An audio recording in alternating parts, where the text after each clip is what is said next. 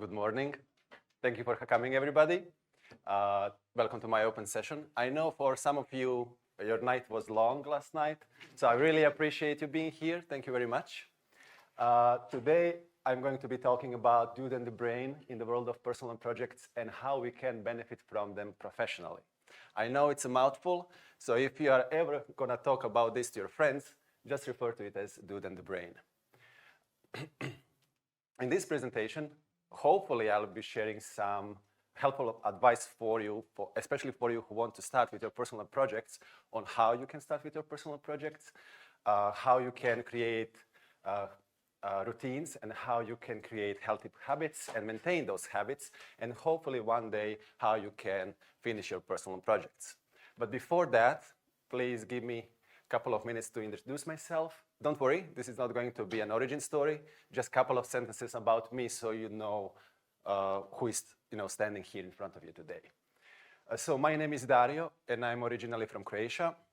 And when I was 28, I started taking art seriously. Before that, I finished university for electrical engineering. I worked as an engineer for a short amount of time. I was a dance teacher. I had my dance school for Latin American dances and standard dances, and I worked on dozens of odd jobs here and there. And all of those experiences taught me what I really want to do with my life, and that's to become a concept artist and illustrator. So as I've said, when I was 28, I decided to take art seriously. And from that point on, I was spending about 10, 12, sometimes 15 hours a day, illustrating, studying, learning, and getting better at my craft, because I thought that I'm late to the party, especially with the young people coming into the industry. So I needed to level a playing field, so to speak. In 2018, I got an offer from Atom Hawk to join their ranks. But before that, after I started working as a freelancer, I worked as a freelancer for about a year and a half before I got my first studio job, did my second studio job, and as I've said, in 2018, I got an offer from Atom Hawk to join their ranks, and I accepted that offer with open hands and a big smile. In last almost 5 years now, I moved through the ranks, and I'm happy to say that today I am an art director in the Atom Hawk, which was, I just recently got promoted, so that was an amazing day for me. So we all know, thank you. So I feel like we all know what art director's job is in the game dev studio or in the outsourcing studio. In Atom Hawk is slightly different. So my day is split 50-50, meaning 50% of the time I will be spending on creating some really cool images for some really cool projects and some really cool clients. Another 50% of the time I will be spending on managerial tasks, like leading a project, making sure that all the projects are delivered to a certain standard, to an Atom Hawk standard that we are proud of, that clients are happy with what we are delivering, that our artists are happy, because happy artist is the good artist. And with that in mind, I decided to talk about personal projects, because I feel like there is so many things that we personally can learn about ourselves and get better at while working on our personal projects. A couple of takeaways from this presentation are going to be making your brain your best friend, how to create routines, maintain habits, and the tools of the trade, how we can do that, and finally some professional benefits. So what you will be able to learn throughout working on your personal project, and what benefits will come with that. So why personal projects? Well, there is a couple of things that I would like to mention here. So obviously we are all unique in our own sense. And I feel like we all can bring something new and exciting to our art industry, to game industry. And in my career as a concept artist, I talked with lots of different artists from different parts of the world. And in those conversations, we were talking about their personal projects as well. And unfortunately, more often than not, those projects get neglected and abandoned. And I think in the big scheme of things, obviously they are doing a disservice to themselves, they are doing disservice to their potential fans, and to the industry, because as I've said, we are all unique and we can bring something new to the table. Other thing is balance between our work life and our private life, our home life, because we get a chance to work on really cool projects in the professional setting, and we get to create really cool images, but all of those projects have certain boundaries set by the client. While with our personal projects, we have opportunity to be free and to take chances and to take risks and to explore whatever we want to explore. And I think that brings a lot of balance in our day-to-day life. So, when you're at work and when you're creating something really cool for your client, you can still express yourself even more fully with your personal project. And how to start with a personal project. So every change is difficult, but understanding why that change is difficult will make our lives much easier, and whatever we want to do will be easier for us. So understanding how things are happening, especially within our heads, and how we can trick ourselves, so to speak, to start with that personal project that we always wanted to start with. It's something that will be much easier for us if we understand it. I bet that most of us had this experience when, one day we woke up and we decided, hey, today I'm going to start working on my personal project. And then our brain came in and said, nah, let's chill, let's sleep in, let's do it on Monday, let's do it, January is the best time to start with your personal project. And obviously, we will forget about it, and it will be abandoned, and, we will be doing disservice to ourselves. And the end goal when starting with personal project is to align your dude and to align your brain for both of them to work in the same direction to the singular goal that you want to create, which is your personal project. And how to do that is by creating a routine or routines. And creating a routine is really hard because, as I've said, change is difficult, and our brains, they don't want to spend any extra energy. Fun fact, our brains are spending about 40% of our daily energy every day, and anything on top of that is just overkill. So that's why studying is hard. That's why creating a new routine is hard. But there is this little trick that we can use in creating those routines, and the trick is to set our small, reachable, with almost like we can reach it with our hands so close. Those goals should be so close that we can reach it every day, day in and day out. And every time when we are doing that routine, day in and day out, our life is going to become easier. And from the world of routines, we will get into a world of habits. And maintaining a habit is easy. To create a habit, you will need something between 15 and 250 days. And that number is so different because it depends on what routine we want to create, what project we are working on, who we are personally, what our stress levels. But I think that knowing that between these 15 days and 250 days, there is definitely an end point where those routines, which are hard, will become easy and they will become our habits. And why they are going to be easy? They're going to be easy because it will be just part of our lives, our daily life. It will not feel like we are sacrificing anything. It will not feel like, I need to wake up earlier because I wanted to work on my personal project. In a habit domain, in the habit world, it will be just, it's just part of my day, so that's what I'm doing. And I feel like when you get into this area, your brain and your dude, they're going to be aligned, and you're going to be traveling this nice road of personal projects, which I might say is really exciting. You'll ask me, are there any shortcuts? And there are none. So I tried when I started working as a freelancer, when I started working in those first studios, I was always on the lookout for shortcuts. And to the life of me, I never found any. But what I did find is tools. And there is a plethora of tools that we can use in our daily life that we can better ourselves. And each person should choose tools which better suits them. I will go through 5 of those tools which I found really all-encompassing, almost like a full package. And the first of those tools is to decide. As Gandalf said, all we need to decide is what to do with the time that is given to us. And the key word here is obviously to decide. We need to decide what we want to do. So that's another keyword, what we want to do, what that personal project is. Is it a book? Is it a novel? Is it start eating more healthily, or whatever it is? You need to decide on that. But more importantly than that is to decide how. Obviously, you will not be creating because some of the personal projects, they will last for a year, maybe 2 years, so you will not be able to create all of those steps immediately. But having a vague idea on how you want to do this will make your life much, much easier.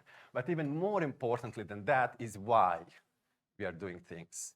And when we ask ourselves why I'm doing this personal project, why I'm going onto this journey, we internalize that why, we internalize that idea, and our motivation and our momentum will come from within us. Rather than externally, it will come internally, which is really, really helpful. Next tool is focus. As Dwayne "The Rock" Johnson eloquently said, focus. So focus, focus is something that you want to maintain in your life. So obviously, when you have your end goal, there is a mountain in the distance or end of the tunnel, and you have that light shining in the end of the tunnel, and you have that peak of the mountain that you want to reach. But the road that leads to that mountain also needs to be part of your focus. And you need to enjoy. The best thing about reaching a goal is the journey, because it's not the one who enjoys the end goal who wins. It's the one who enjoys the journey. And you should enjoy the journey with all its ups and downs, with all its wins and failures. And by doing that, it will be just an exciting thing to do while working on a personal project. Next one is spend the time. As Albert Einstein said, time is relative, but 30,000 days is not. So when I was about 20, I wanted to calculate if I am to live to be 80 years old, how many days that is. And it's about roughly 30,000 days. And at that point, I also calculated, I finished university for electrical engineering, so my math was okay. So I calculated that I spent 9,000 days so far. And that clicked within my brain. My brain was like, whoa, you're so smart. This is an epiphany. And from that point onwards, it was much easier for me to decide certain things. And when I say decide, I say to be deliberate with your decisions. Be deliberate with spending your time. If you want to relax, you relax because you want to. If you want to go to the cinema, enjoy your friend's company, your wife's company, your husband's company, whatever you want to do, it should be a decision. But also, it should be a decision to work on your personal project. And when you're doing that, be deliberate with spending that time. So first 3 tools that I've just mentioned are the tools that are tools of action. So you should do something. While balance is something that keeps us grounded. And I think balance is one of the most important words in our vocabulary, because as Colin Wright said, strive for balance, extremes are easy. Because no matter how much something is good, if you're doing it too much, it's bad. So we're spending about 8 to 9 hours a day at our workplace. We hopefully sleep between 7 and 8 hours. And then we have this about 8 hours a day left over for us to do whatever we want with that time. And hopefully some of that time will be spent on our personal project.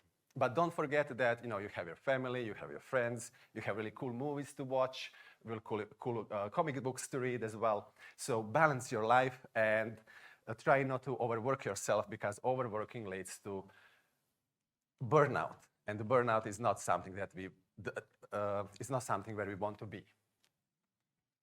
And that leads me to my most favorite quote or most favorite tool in this 5-tool set. And it's by Denzel Washington, and it goes, without commitment, you will never start, and without consistency, you will never finish. So obviously, commitment is something that you should essentially focus on your end goal, and consistency is to show up every day, Monday to Sunday, half an hour, half an hour.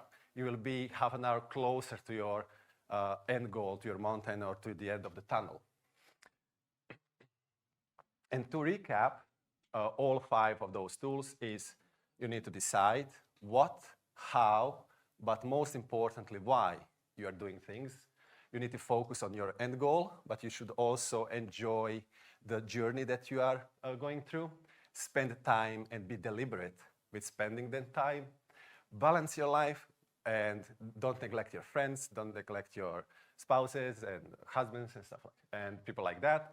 And also balance your life and show up every day, Monday to Sunday, except holidays. We all need a little bit of break. So, holidays are fine. You don't need to work on holidays. It would be silly of me if I, just showed you all of these tools and all of this advice and, told you, go off and, start with your personal project. So I decided, I think it would be best for me to show something for it. So I'm working on one of my personal projects, and that personal project is Croatian Tales of Long Ago. So as I've said at the beginning of the presentation, I'm from Croatia, and Croatia is part of the Slavic peoples. And because of that, I decided to base this book on Slavic mythology, but most importantly on Croatian folklore. And this book is going to be, it is already, because it's almost done, it is a story-driven art book. And on this cover, you can see at the top, on the guy on the horse is Perun. Perun is one of the main gods from Slavic pantheon. He's god of thunder and rain. And this god creature, underneath him is Volos, and Volos is god of underground and horned animals. So both of them are essentially arch enemies. Here you can see some of the interior pages that I've created for the book. So the book will be organized in this way. On the left-hand side, there will be a short story accompanied by a sketch, and on the right-hand side, there is going to be an illustration. And if you ever wanted to know why Legend, this blue giant, lost his fingers, you can read it in this short story, which is going to be available to read soonish. In the top right corner, so every mythology has its own ladies of destiny. Slavic mythology is not exception to that. So essentially, there are those 3 ladies. They come to a newborn baby. They make a destiny for it, and the baby lives through that destiny. A really cool thing is that those ladies are represented in Croatian folklore by swallows. So if your house is ever visited by a swallow, and if they make a nest in your house, then you're a lucky person. On the bottom, you can see this ugly creature, so to speak. His name is Zvitser, and he lives in the mountain ranges of Velebit. Velebit is a mountain range in the middle part of Croatian coast, and he likes eating people, essentially. On this slide, you can see, so book will also be filled with double spreads like this. So this 7-headed god with 8 swords and accompanied by crows is a god of war. And there will be multiple gods showcased in this way. On the top right, one of the other evil giants and friend of legend. His name is Glad, or Hunger. And if you ever wanted to create your personal boar demon, there is a recipe for it. I wouldn't recommend it, but if you want to, you can peek and do that. And some more illustrations that I've created for the book. So on the left-hand side is Bojana, goddess of victory. In the middle, this is Mokosh. She's a goddess of nature and life. And on the right-hand side, those are little devils of the forest that we call brownies. Throughout the process, so I've been working on this project for about 2 years now, and this is just a part of illustrations, doodles, and sketches that I've done in the last 2 years. And as I've said at the beginning, is to make those little steps. So every of these little doodles didn't take more than half an hour, 40 minutes. So, when I'm waking up in the morning, I can just sit down, I have an idea, I will sketch it up, and I can feel better about myself and my personal project because I moved forward with it. Sometimes, I will not be up to it, and like this is not looking good, so it will never end up in the book. But anyways, so this is part of the work that I've done in the last 2 years. And what I've learned is some of the professional benefits. So I've said, why we are doing things and why we want to work on our personal project. And this is some of the whys that I wrote here. There is many more. And if you want, you can, pick and choose. Oh, I like the speed and benchmark or new skills. You can pick that, and that can be your why. Obviously, when we are working on our personal projects in our life, we don't have a lot of time to do that. So obviously, speed and benchmark will get better. We will acquire new skills along the way. So I was looking at 3D, I was looking at animation, I was looking at storytelling, story writing, and all of that gave me some more skills to work with, like proactivity and perseverance. But most importantly, my team at work benefited from all of that, because if I'm getting better as a lead on a certain project, if I'm acquiring new skills and if I'm learning new stuff, I can share that knowledge, and I can be essentially a gateway to certain skills that maybe my team wants to learn. So it will be much easier for them to learn that.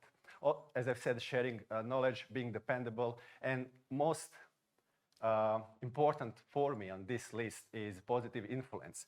There is nothing better than when you are talking with somebody and then they see that you're doing something and they get inspired by it and they start working on their own personal project, which is amazing. It is amazing to see that positive influence. And obviously positive influence outside of the office and inside in the office. It boosts confidence, it brings fun, it creates extra skill of problem solving, but also really importantly, it's a win-win situation, and it's a win-win situation for everybody involved. It's not just me, because I'm working on my personal project now, I'm acquiring a new skill and getting better, being more proactive. I persevere through things. My close friends will benefit from that as well, because obviously I'm going to be a slightly better person than what I was yesterday. But also my team at work will get better, and overall, because team is getting better, whole company is getting better. So it's a full circle. It's a win-win for everybody. And I don't know if there is anything not to like about this list. And before I finish with my presentation, there is one last quote. I love quotes that I would love to share with you. It's my personal favorite one. And it goes, "A year from now, you will wish you started today." And with that, I thank you for your patience, for listening to me, and for being here this morning.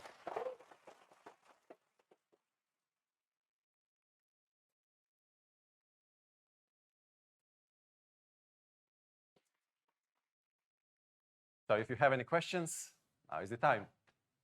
Oh, nice, lots of questions. I like it.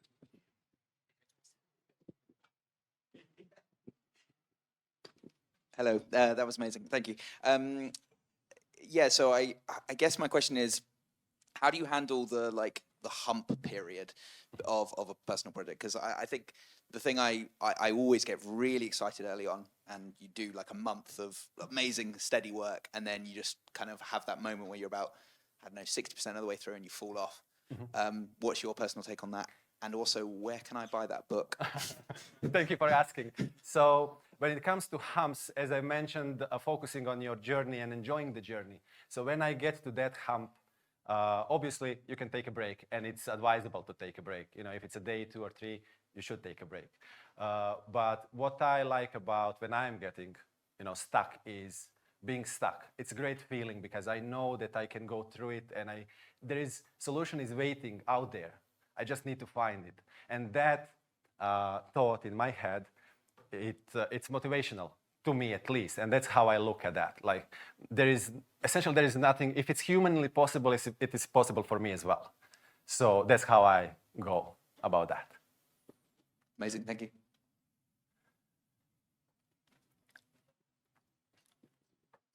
Hello, hi. Hello. Really nice to meet you, and lovely talk. I was just wondering, what's your take on, when we have one of those days at work which is it like creatively kind of bums you out, you're a bit stressed out and stuff. How do you motivate yourself to still sit down for your personal project on that day, that particular day? Well, there is, so sometimes I'm sitting in my office, let's say it's Tuesday, and I cannot believe where I'm at and that I'm doing something and I'm earning money with something that I really passionately love. And then even the worst day for me is not something that I should take to heart. And then when I go home, I still feel amazed, like I can do this thing and I can creatively express myself. And that trumps all the feelings that I have underneath that, like maybe I'm stressed out or whatever. It just trumps that. And yeah, that's it. Thank you. Thank you.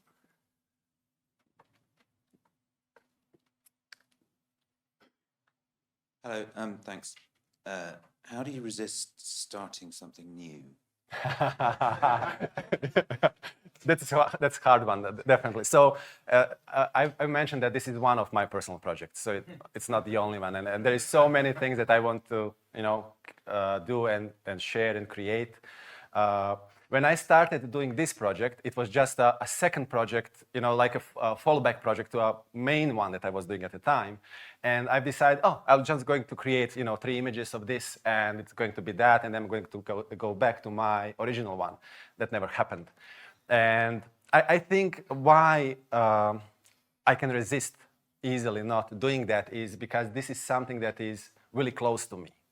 It is something like it's essentially my culture and it's a part of my life. I grew up with those stories and those folklore tales. And when I'm working on it, it's just lots of creativity in my head being born. So, one of the things that I can say as well about starting with your personal projects, choose something that is close to you. And you will have much easier time sticking with it because you're expressing yourself more fully. This is like focus. Yes. Right. Yeah.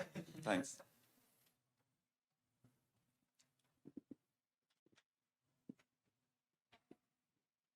Hello, Dario. Nice Hello. to meet you. I'd like to ask you more about your journey because I see this a lot with myself as a concept artist and with students also, balancing personal projects with learning, because there's always a feeling of like, let's say I'm going to start a personal book or I'm going to illustrate a book that I love and I want to do the concept design for it. But then in the process, I realize, my Mac design skills are not that good, or my composition skills are not that good. And I'm always like, I want to stop and study composition. I want to stop and study Mac design or product design. Yeah. And then I go into that phase of like, I'm split. What should I do? Like, should I continue and the personal project itself will help me improve? Or should I stop completely my personal project and just focus, let's say, if I have 1 or 2 hours per day to focus that to just study for a month or something? And how was that for you? Not just now, but in your life, because your work has a really high level of render, composition, and all of that. Like, how did you achieve that level in your career overall? Yeah. So I think when you make your learning fun, it's not going to feel like learning. So you mentioned Macs, and you want to do something with those Macs.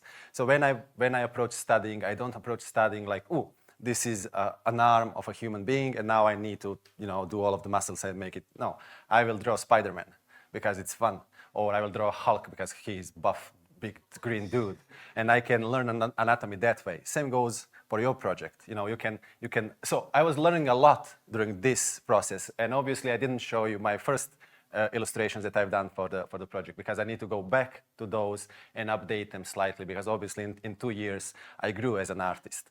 So that's not something that should take away from your personal project. Like if you feel like you need to learn, you can learn on your project, and the main goal of every image to make it as good as you can make it with a given enough time that you have and within your capabilities, and not feel bad about if it's not perfect, because nothing is, and being realistic with yourself, like you are. I need to learn. That's amazing to know, because not everybody are like that. Some people think, I'm amazing, nice, buy this thing and that's it. It's great that you have that thinking. So learn through the project and enjoy the journey and all its ups and downs. Yeah, that's how I was going through this. Cool, thank you. No worries. Great talk, Dario. Thank you. I thought it made a lot of sense how you said, I can do my quick sketch in the morning, and it was like 30, 40 minutes. But how did you balance, say, the bigger pieces? And like, you know, if you get in the zone and you're doing one of your, you know, beautiful paintings and you go, oh, no, I've got to stop. I need to go and go to Sainsbury's or do that. And that kind of context switching between work, like with the big pieces, how do you manage that? So I'm not a big fan of organizing my days because there is a checklist, and I will, let's say, this first hour of a day, you need to check it, and you'll be spending that on, you know, doing your personal project. I don't do that. So sometimes, obviously, you know what your day will be. If you need to go to Sainsbury's, if you need to do something for your wife or whatever, you know, you can add that to your list, and you know you're going to need to do that, and then you organize yourself around it. That's how I go. When it comes to bigger images, bigger paintings, so I will obviously do them across multiple days. And when it comes to the zone, it will always be to the last minute. Oh, it's 9:15 and 9:45 I have a studio meeting, so I need to go now, and I'm still sitting on my Cintiq and, you know, drawing. So, and that makes it dynamic for me. I like it, you know. And I don't think we people overthink things. And they think about, oh, what about this? Just go with the flow and enjoy what you're doing. If it's 20 minutes and you didn't finish it, you're going to finish it later today or tomorrow. It's fine, you know, because we at least have 30,000 days to live. So, no, you have time.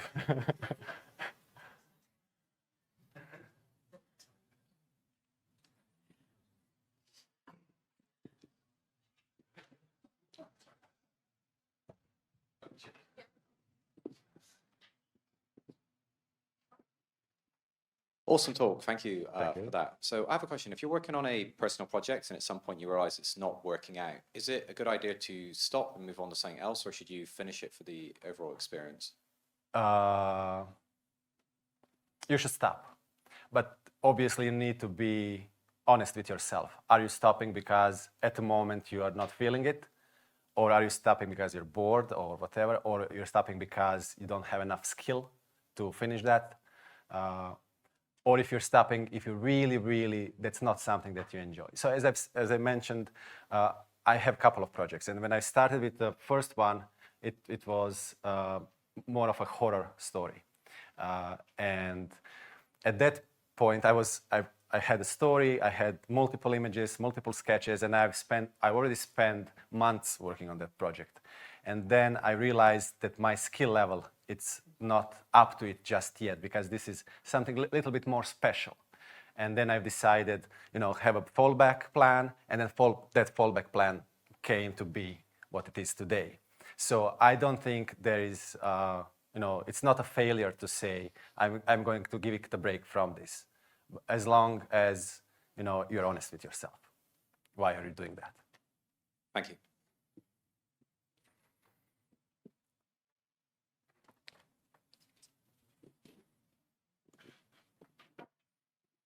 Hello, Dario. Very good talk. Thank you. Does sometimes happens when you're working on your personal project that you get like some sort of a tunnel vision, and then someone from outside, when you show, it's like, and it makes you feel, oh, I didn't notice that before. How do you deal with that? Like with those sort of frustrations and bumps along the way? Mm-hmm. Definitely. So one of my tunnel visions is when I'm drawing men, they're really buff. And they have all of the muscles are cut out and everything is like, oh, those guys, they work out nonstop.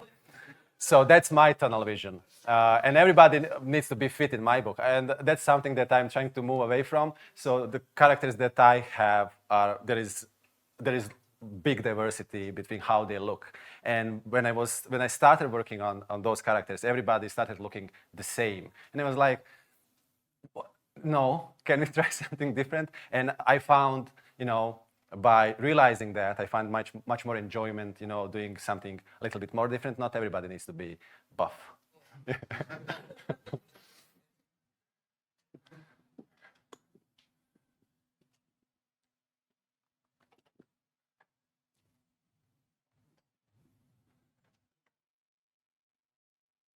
Hi, thank you for your talk.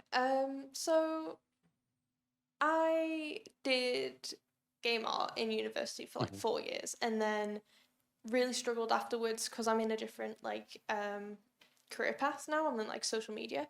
I struggled afterwards to do those personal projects and finish a project. And looking back at university work, I'm like, oh, I finished stuff. How did I do that? How did you, before you started doing freelance, like deal with that kind of crisis and confidence of like starting stuff and challenging yourself to improve, I guess? Do you mean before I became a concept artist or when I became a...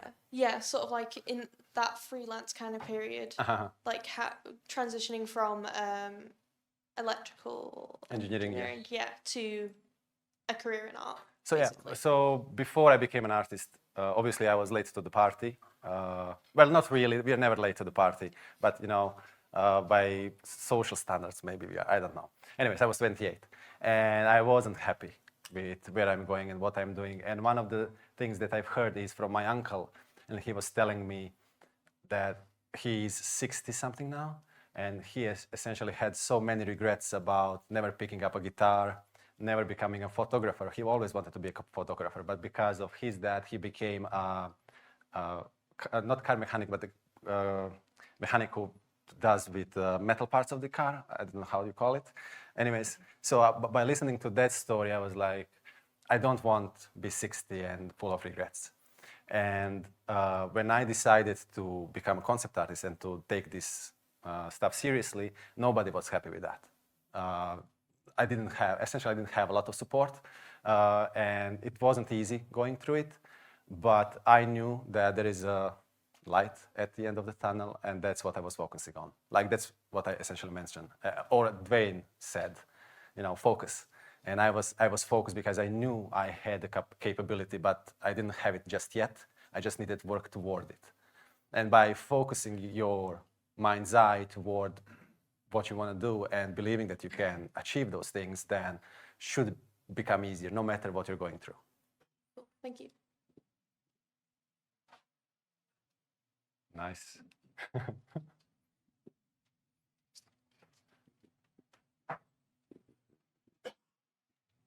Thanks for the talk, it was really good. I actually did engineering as well at university before switching over. Nice. But this is very off topic, but I'm just curious to know what sort of dancing that you did. So while I was studying, I needed money, and that came out wrong. Impressive.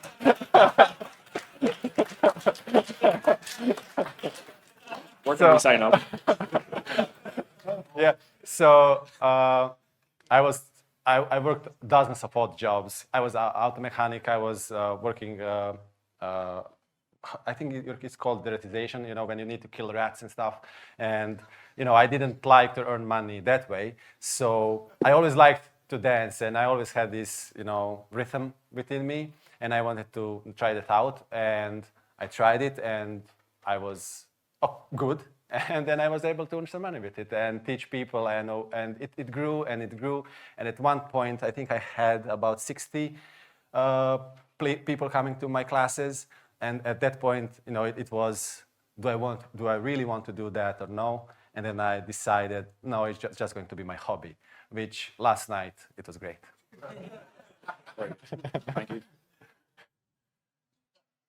Hi Dario, great talk, really enjoyed that. How do you tackle when you're starting off on something new, either a new project or a new career path like you did? How do you avoid like looking at other people's work and thinking, oh, I'm never going to be as good as that, and that being a stumbling block to actually getting started? Yeah. To take the place. Yeah. Yeah. So as I mentioned, one of the questions at the beginning, if it's humanly possible, it's possible for me as well. So when I go to ArtStation or any other art portal, I look for images there to get inspired, not to be how do you say it? Intimidated by those. And I think it's again, everything, it sounds like a cliche, but everything is in our minds. And if we perceive this thing to be an intimidation, it will be. If we look at it as an inspiration, it will be inspiration. So I personally am a optimistic person, and I'm an extrovert, so I like to look at things. I always see things from the positive side, even though I'm not neglecting the negative side. I know that there is that negative side, but I know that I can go through it or around it or above it or whatever. So I'm focusing on positives, and I'm taking those images that other artists are creating as inspiration and motivation. And I guess, you know, each person has done those artworks that you're intimidated by. Exactly. Been through the same thing themselves. Exactly. So, yeah. And they're just people like me. Yeah. Yeah. Brilliant. Thank you.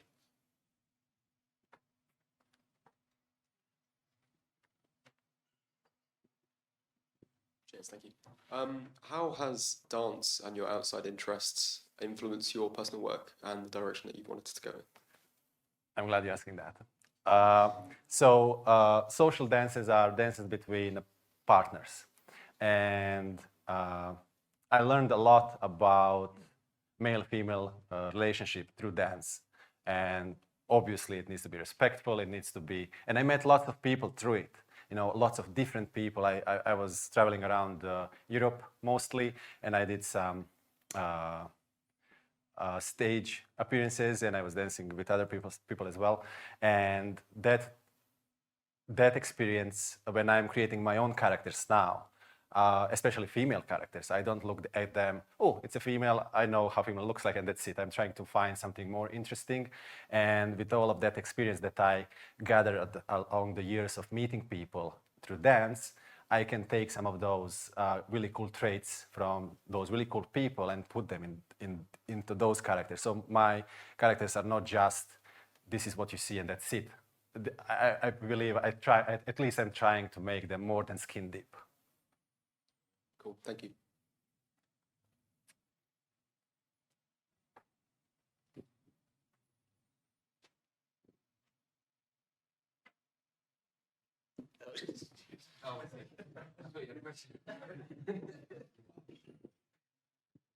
Okay, thank you very much for being here. Thank you for all the questions, and enjoy your day.